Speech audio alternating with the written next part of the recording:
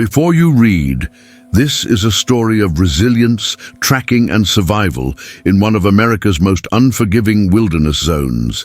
If you love tales of women proving themselves in extreme conditions, keep reading. The mist rolled through the abandoned Blackstone Quarry like a living thing, thick and grey, swallowing the jagged rock faces that rose 300 feet on all sides. Lieutenant Sierra Ridge stood at the quarry's eastern rim, her boots planted on loose shale, watching the fog devour the valley below. Somewhere down there, in that maze of stone and wilderness, something was killing livestock on the surrounding ranches. Something smart, something that had evaded every tracker the army had sent in over the past 3 weeks. She adjusted the strap of her rifle and started her descent. Sierra Ridge hadn't grown up hunting. She'd grown up in suburban Colorado, daughter of a high school teacher and a nurse, spending weekends at soccer practice and studying for AP exams.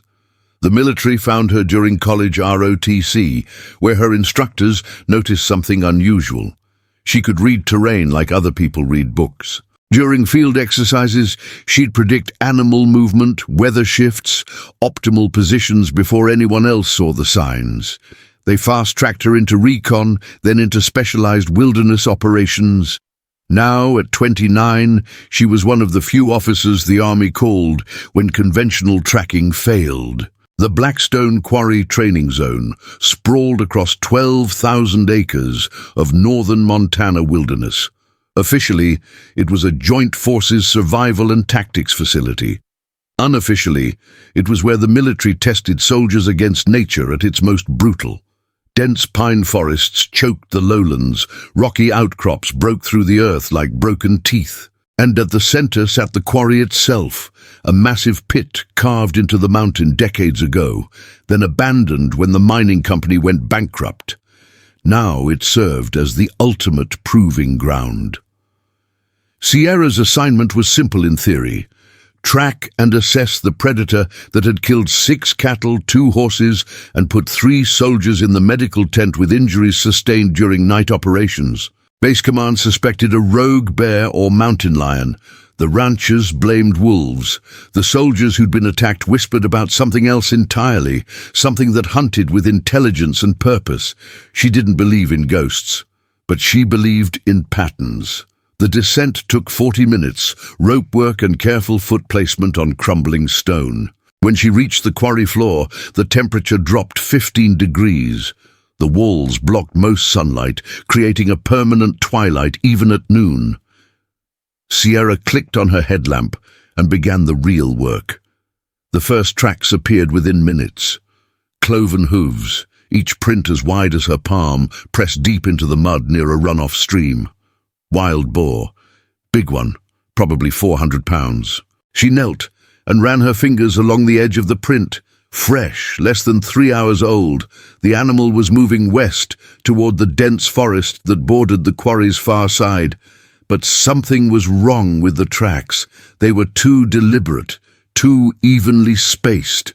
This wasn't the wandering pattern of an animal foraging. This was purposeful movement, evasion.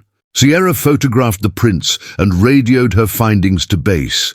The response came from Captain Marcus Holt, her commanding officer for this operation. His voice crackled with static and skepticism. "Ridge, we've had 5 trackers in that quarry.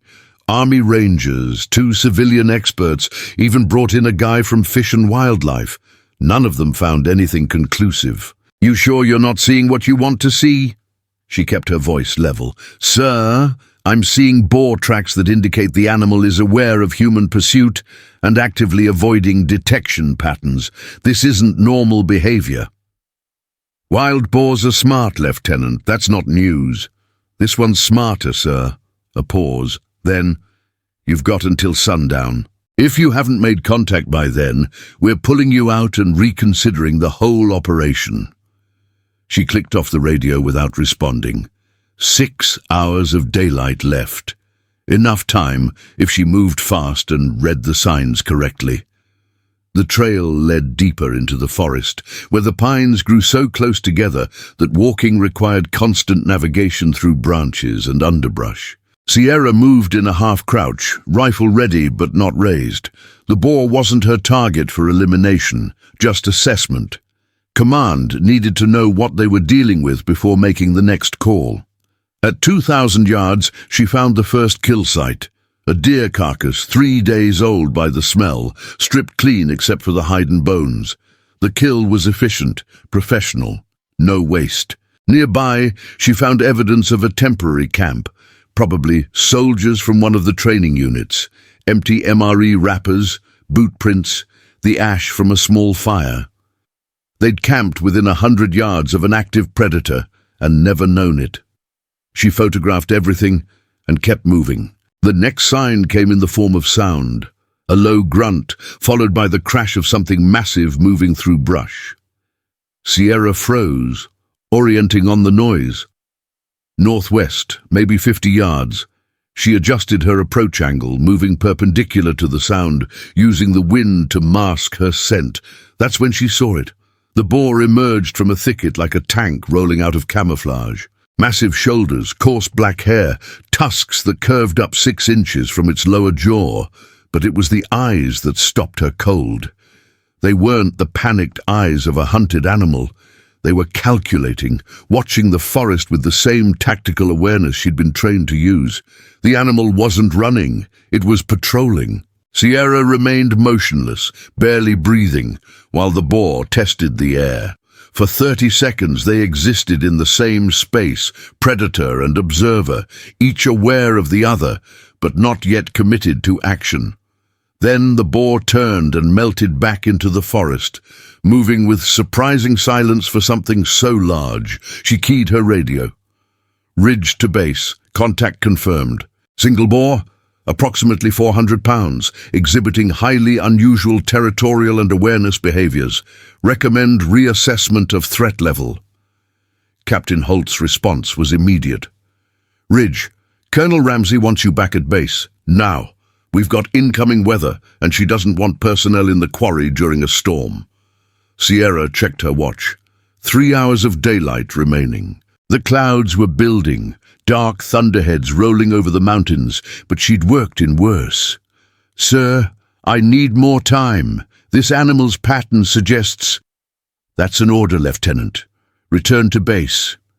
She looked at the forest where the boar had disappeared. Every instinct told her she was close to understanding something important, but orders were orders. She began the trek back toward the quarry wall and the rope lines that would take her up to base camp. The storm hit 20 minutes into her return journey. Rain came down in sheets, turning the forest floor into a slick maze of mud and fallen branches. Lightning cracked overhead, close enough that Sierra could smell ozone. She pushed harder, knowing the rope ascent would be dangerous in these conditions, but not impossible. She was halfway back to the quarry when she heard the scream. It came from the south, high-pitched and terrified. Human, female. Sierra changed direction without thinking, sprinting through the undergrowth toward the sound. Her radio erupted with voices, base command trying to reach whoever was in trouble, but she ignored it. Talking wasted time. She found them in a small clearing, 2 soldiers from the training battalion, both women, both frozen against the trunk of a massive pine. One had blood running down her leg. The other was holding a service pistol in shaking hands, pointed at the boar that stood 30 feet away, blocking their only exit route. The animal was huge up close, bigger than Sierra had estimated. Its breath came in snorting clouds. Blood and mud matted its flanks, but it wasn't attacking. It was watching, assessing, waiting for them to make the first mistake. Sierra moved into the clearing slowly, rifle raised but not aimed. "Lower the weapon," she said quietly to the soldier with the pistol. "Slowly, don't make sudden movements." "It attacked us," the soldier hissed. "Came out of nowhere. You're in its territory. It's defending, not hunting. Lower the weapon." The soldier hesitated, then lowered the pistol. The boar's attention shifted to Sierra, recognizing her from their earlier encounter. For a moment, the forest held its breath.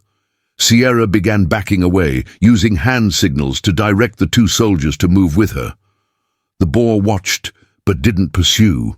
It had made its point. This was its domain, and they were trespassers. When they'd retreated far enough, the animal turned and vanished into the rain.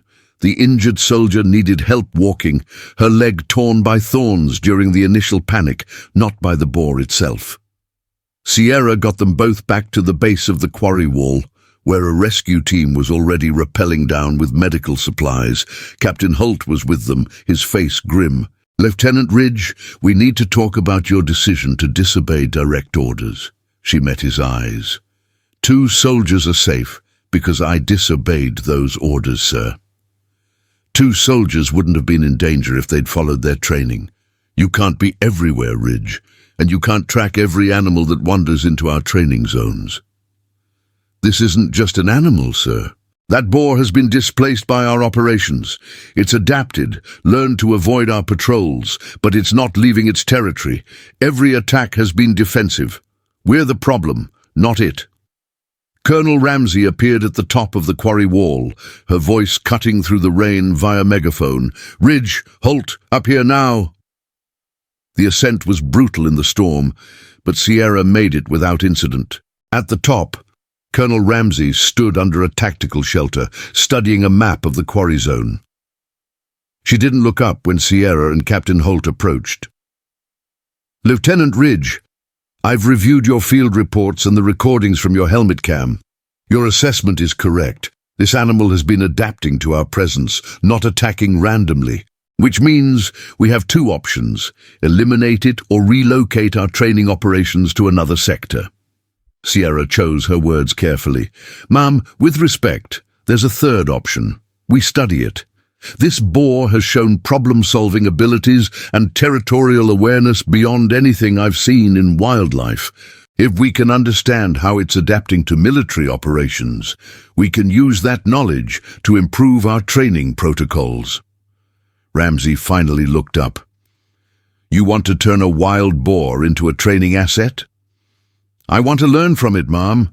This animal has outsmarted 5 experienced trackers. That's valuable data."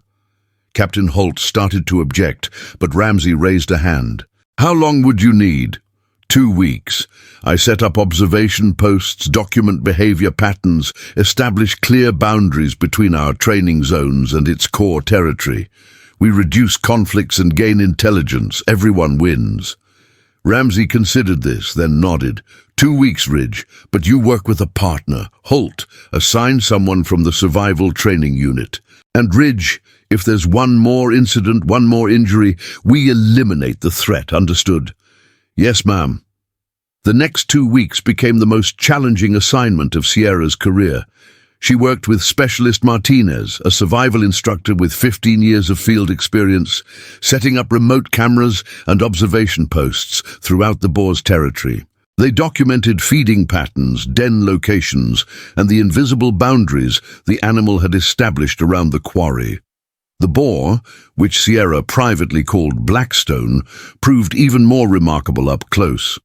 It had learned to distinguish between different human group sizes and would only reveal itself to solitary individuals or pairs. It avoided areas with recent vehicle traffic. It had even figured out the patrol schedule and moved through sectors only during shift changes. But the most remarkable discovery came during week 2, when Sierra's cameras captured the boar leading 3 smaller boars, probably offspring, through a series of teaching behaviors: how to identify human scent markers, where to find food that hadn't been contaminated by base operations, how to move through underbrush without triggering motion sensors. It wasn't just surviving, it was passing on knowledge. Sierra compiled everything into a comprehensive report, complete with video evidence and behavioral analysis. When she presented it to Colonel Ramsey and the base command staff, the room fell silent. Captain Holt broke the silence. "I owe you an apology, Ridge. I thought you were chasing ghosts. Turns out you were tracking something none of us had the patience to understand." Ramsey stood and walked to the window overlooking the quarry. "Lieutenant Ridge, I'm recommending you for commendation. Your work here has given us something unprecedented, a case study in adaptive wildlife behavior in military training environments." This will inform operations at bases across the country. She turned back. But I'm also implementing your boundary recommendations.